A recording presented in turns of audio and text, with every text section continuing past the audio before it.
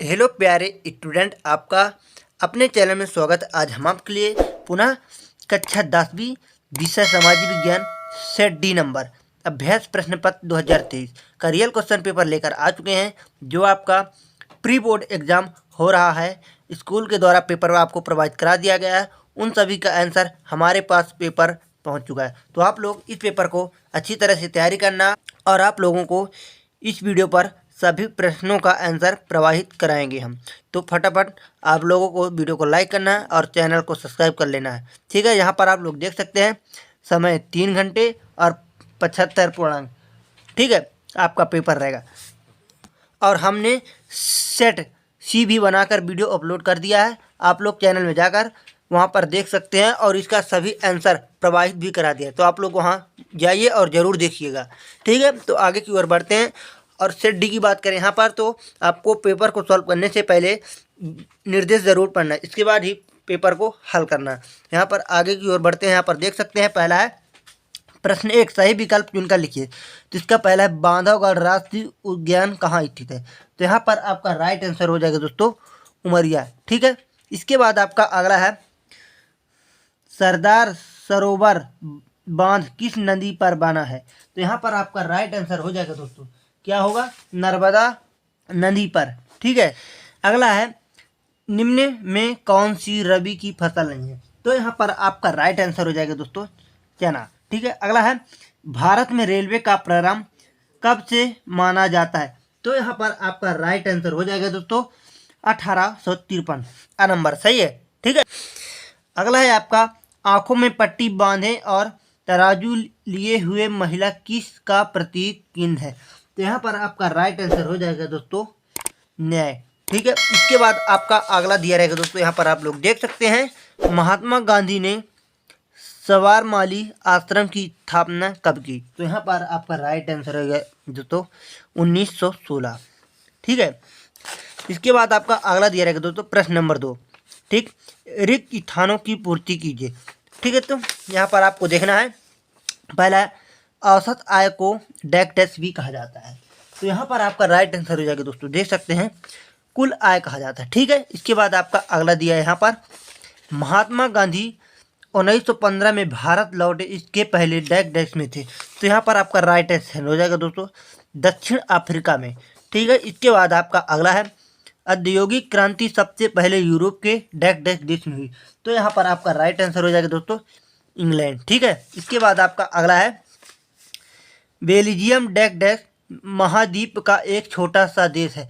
तो यहाँ पर आपका राइट आंसर हो जाएगा दोस्तों यूरोप। ठीक है, अगला है आपका पेरियार रामस्वामी डैश डैश प्रदेश से है। तो यहाँ पर आपका राइट आंसर हो जाएगा दोस्तों तमिलनाडु। ठीक है, अगला है लोकतांत्रिक सरकार डैश डैश उत्तरदायी है। तो यहाँ पर आपका राइट आंसर हो जाएगा दोस्तों क्या होगा, जनता आपका राइट आंसर होगा। ठीक है, इसके बाद आपका अगला दिया रहेगा दोस्तों प्रश्न नंबर 3। यहाँ पर आप देख सकते हैं सही जोड़ी बनाइए। ठीक है, तो पहला है संसदीय लोकतंत्र है इंग्लैंड, दूसरा औसत आय को कहते हैं प्रति व्यक्ति आय, तीसरा है कृषि क्षेत्र को कहते हैं प्राथमिक क्षेत्र, चौथा परिवहन या संचार को कहते हैं तृतीयक क्षेत्र, रिजर्व बैंक ऑफ इंडिया तो बैंकों का बैंक ये आपका राइट आंसर है, वैश्वीकरण यहाँ पर अर्थव्यवस्था का एकीकरण, इन सभी का आपका राइट आंसर होगा। मतलब इसका आपका सीधा सीधा राइट आंसर है। ठीक है, इधर उधर करने सामने सामने करेक्ट पहले से ही दिया है, तो आपका यही राइट आंसर होगा। अगला है आपका प्रश्न नंबर 4। यहाँ पर आप देख सकते हैं एक शब्द या एक वाक्य में उत्तर दिए। ठीक है, और आप लोगों को वीडियो को लाइक कर देना है और चैनल को सब्सक्राइब कर लेना है ताकि वीडियो का हर एक नोटिफिकेशन सबसे पहले आपको प्राप्त हो। ठीक, और वीडियो को ज़्यादा से ज़्यादा शेयर करना ताकि आपके भाई बहन मित्र दोस्त यार जो भी हो इस वीडियो के माध्यम से, इस पेपर के माध्यम से उनके पेपर की तैयारी अच्छे तरीके से हो पाएगी और वो भी बच्चे अपने बोर्ड एग्जाम में और या प्री बोर्ड एग्जाम में अच्छे अंकों से उत्तीर्ण होंगे। इसके बाद आपका अगला प्रश्न है प्रश्न नंबर 4, एक शब्द या एक वाक्य में उत्तर दीजिए। ठीक है, तो उसका पहला होगा भारत को सुनहरा रेशा क्यों कहा जाता है। तो यहाँ पर आपका राइट आंसर हो जाएगा दोस्तों, देख सकते हैं भारत में पश्चिम बंगाल असम उड़ीसा में सर्वाधिक मात्रा में जूट का उत्पादन होता है। जूट को सुनहरा रेशा या सोने का वाला देश भी कहा जाता है, ये आपका राइट आंसर होगा। इसके बाद आपका अगला है, ठीक है, नेपोलियन ने इटली पर हमला कब किया था? तो यहाँ पर आपका राइट आंसर हो जाएगा 1797 ईस्वी में, 1797 ईस्वी में। ठीक है, ये आपका राइट आंसर होगा। इसके बाद आपका अगला है, देख सकते हैं, रोलेट एक्ट कब पारित हुआ? तो यहाँ पर आपका राइट आंसर हो जाएगा दोस्तों लॉर्ड जेरनफोर्ड के समय 1919 में हुआ था। ठीक है, ये आपका करेक्ट आंसर हो। इसके बाद आपका अगला है, प्रथम विश्व युद्ध कब हुआ था? तो यहाँ पर आपका राइट आंसर हो जाएगा दोस्तों 28 जुलाई 1914 से 11 नवंबर 1918 तक। ये आपका राइट आंसर होगा। इसके बाद आपका आता है दोस्तों, यहाँ पर देख सकते हैं, भारत में लौह इस्पात कारखाना कहाँ कहाँ है? तो यहाँ पर आपका राइट आंसर होगा, देख सकते हैं, पांचवा राउरकेला इस्पात संयंत्र, भिलाई इस्पात संयंत्र, दुर्गापुर इस्पात संयंत्र, बोकारो इस्पात संयंत्र, सलेम इस्पात संयंत्र। ये आपका राइट आंसर है, इतने जगह पर है कारखाना। ठीक है, इसके बाद आपका अगला दिया रहेगा दोस्तों, भारत में सत की समझदारी में नियंत्रण और संतुलन की व्यवस्था क्या है? तो यहाँ पर आपका राइट आंसर हो जाएगा दोस्तों शासन की तीनों अंग कार्यपालिक, विधायिका, न्यायपालिका के कार्यों पर सरकार का नियंत्रण और संतुलन रहता है ताकि शासन संचालन विधि सम्मत हो। ये आपका राइट आंसर होगा। इसके अगला है आपका प्रश्न नंबर 5। ठीक है, विनिर्माण उद्योग आर्थिक विकास की रीढ़ माने जाते हैं। तो यहाँ पर आपका राइट आंसर हो जाएगा दोस्तों सत्य है। अगला है दूसरा, बेल्जियम में एकात्मक सरकार है। तो यहाँ आपका राइट आंसर होगा सत्य है। भारत का एक धर्मनिरपेक्ष राज्य है। तो यहाँ पर आपका राइट आंसर हो जाएगा दोस्तों सत्य है। महिलाओं के लिए पंचायतों में 1/3 स्थान आरक्षित है। तो यहाँ पर आपका दोस्तों हो जाएगा सत्य है। गरिमा और आज़ादी ही राजतंत्र का आधार है। तो यहाँ पर आपका राइट आंसर होगा सत्य है। छठवा, भारत में सबसे कम संरक्षता बिहार में है। तो ये आपका राइट आंसर होगा असत्य है।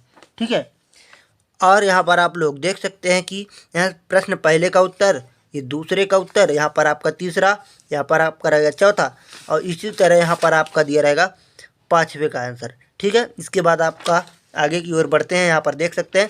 इसके बाद आपका अगला दिया रहेगा दोस्तों प्रश्न नंबर 6। ठीक है, तो इसको फटाफट यहाँ पर आपको देखना है। प्रश्न नंबर 6, भारत के उन 3 राज्यों के नाम लिखिए जहाँ काली मृदा पाई जाती है। तो यहाँ पर आपका राइट आंसर हो जाएगा दोस्तों महाराष्ट्र, कर्नाटक, गुजरात, आंध्र प्रदेश।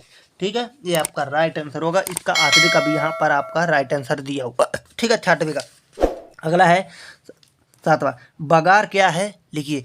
तो यहाँ पर आपका राइट आंसर हो जाएगा दोस्तों उत्तर, वह क्षेत्र जहाँ बाढ़ नहीं आता या बाढ़ का पानी पहुँच नहीं पाता, वह हमेशा पुरानी मिट्टी ही जमी रहती है, उसे बगाड़ कहा जाता है। इस यहाँ पर 7वें का 8वां भी जलोढ़ मिट्टी के बारे में बताया। तो ये आपका ठीक है 7वें भारत में पाए जाने वाली मिट्टियों के नाम। ठीक है, ये आपका 7वें का आंसर वहाँ पर था। 8वां आया, गन्ना नगद दाम की फसल कही जाती है लिखिए। तो यहाँ पर आपका राइट आंसर हो जाएगा। तो गन्ना एक व्यापारिक फसल है, इसका उपयोग चीनी बनाने में किया जाता है। इस कारण से गन्ना महत्वपूर्ण मुद्रा दैनिक कृषि उपज बनाई गई है। ये आपका राइट आंसर होगा। इसके बाद आपका 8वें का यहाँ पर आपका राइट आंसर है, देख सकते हैं 8वां भी दिया है। इसके बाद आपका अगला है 9वां, विनिर्माण क्या है लिखिए। तो यहाँ पर आपका राइट आंसर होगा, देख सकते हैं, जब कच्चे माल को मूल्यवान उत्पाद बनाकर अधिक मात्रा में वस्तुओं का उत्पाद किया जाता है तो उस प्रक्रिया को विनिर्माण या वस्तु निर्माण कहते हैं। ठीक है, और अगला यहाँ पर देख सकते हैं 8वां, 9वें का 8वें का भी आंसर यहाँ पर आपका दिया हुआ। ठीक है, इसके बाद आपका दिया रहेगा दोस्तों प्रश्न नंबर 10वां, परिवहन के कौन से साधन हैं लिखिए। तो यहाँ पर आपका राइट आंसर हो जाएगा दोस्तों, देख हवाई परिवहन, रेल परिवहन, सड़क परिवहन, जल परिवहन। ये आपका राइट आंसर होगा। इसके बाद आपका अगला दिया रहेगा दोस्तों, देख सकते हैं। ठीक है, अथवा राजमार्ग का क्या है। तो यहाँ पर आपका राइट आंसर दिया है राजमार्गों के बारे में। ठीक, इसके बाद आपका अगला है 11 नंबर, डिजिटल भारत क्या है, उदाहरण देकर लिखिए। तो यहाँ पर आपका राइट आंसर हो जाएगा दोस्तों, देख ज्ञान भविष्य के लिए भारत को तैयार करने वाला एक डिजिटल कार्यक्रम, जैसे बिजली का बिल, छात्रों की अंक सूची तैयार करना, इनकम टैक्स की रिटर्न फाइल जमा करना आदि। इन इसका राइट आंसर होगा 11वें का। यहाँ पर 11वें का 8वें का राइट आंसर यहाँ पर लिखा हुआ, देख सकते। ठीक है, इसके बाद आपका अगला है 12वां, कर्ण ला गया है, लिखिए। तो यहाँ पर आपका 12वां उत्तर, जिन कानून की सहायता से मक्के की आयात पर रोक लगाई गई थी उसे ही कर्ण ला कहा जाता है। आपका राइट आंसर हो गया। यहाँ पर आपका 12वें का 8वां आंसर दिया है, ठीक है। इसके बाद आपका दिया रहेगा दोस्तों प्रश्न नंबर 13वां, फ्लाइंग शटल का क्या अर्थ है, लिखिए। और ये आपका अथवा भी यहाँ पर है। तो फ्लाइंग शटल 13वां नंबर, एक प्रकार का यांत्रिक उपकरण है जिसका उपयोग बुनाई के कार्यों में किया जाता है। हाथकरण उद्योग में से संबंधित यह यंत्र है, ठीक है। ये आपका राइट आंसर है। यहाँ पर आपका 8वां भी दिया हुआ आंसर। अगला यहाँ पर देख सकते हैं प्रश्न नंबर 14, गुटेनबर्ग के किस देश के थे, किस लिए प्रसिद्ध हुए थे, लिखिए। तो यहाँ पर आपका राइट आंसर है, जर्मनी के मुद्रण कार्य के आविष्कारक थे, ठीक है। ये आपका राइट आंसर होगा। इसके बाद आपका यहाँ पर 14वें का 8वां, ये आपका 14वें का 8वां का आंसर है यहाँ पर, ठीक है। अगला है प्रश्न नंबर 15वां, खगोल शास्त्र क्या है, लिखिए। तो यहाँ पर आपका राइट आंसर हो जाएगा दोस्तों, खगोल शास्त्र एक ऐसा शासक शास्त्र था जिसके अंतर्गत पृथ्वी वायुमंडल के बाहर होने वाली घटनाओं का अवलोकन, विश्लेषण तथा व्याख्या की जाती है। ये आपका राइट आंसर होगा। इसके बाद आपका यहीं पर 15वें का 8वां, तो यहाँ पर आपका 15वें का 8वें का यहाँ पर आंसर है, ठीक है। इसके बाद आपका अगला दिया रहेगा प्रश्न नंबर 16, प्राथमिक क्षेत्र क्या है, उदाहरण देकर लिखिए।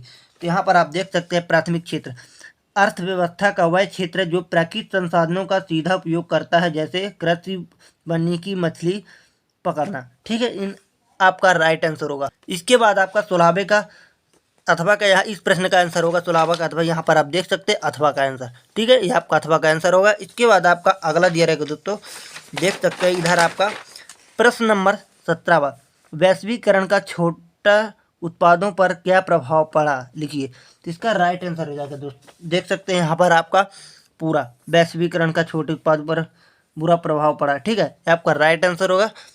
इसको आपको अपने से लिख लेना, पढ़ूंगा तो बहुत लंबा वीडियो बन जाएगा, इसलिए नहीं पढ़ रहा हूँ, ठीक है। मैं आपको यहाँ पर दिखा दिया रहा हूँ। और यहाँ पर आपका 17वें का 8वें का आंसर यहाँ पर आप लोग देख सकते हैं, ठीक है। ये आपका 17वें का आंसर होगा 8वां का।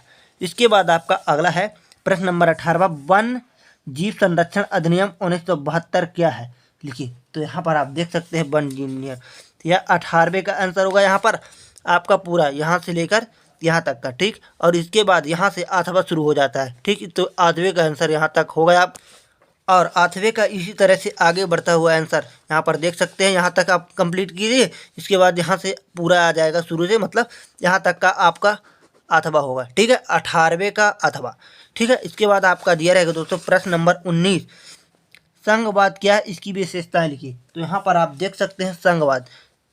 प्रश्न नंबर 19 का उत्तर यहाँ से आपको लिखना है, पूरे इस मैं दिखा रहा हूँ आपको, यहाँ तक पूरा लिखना है, ठीक है।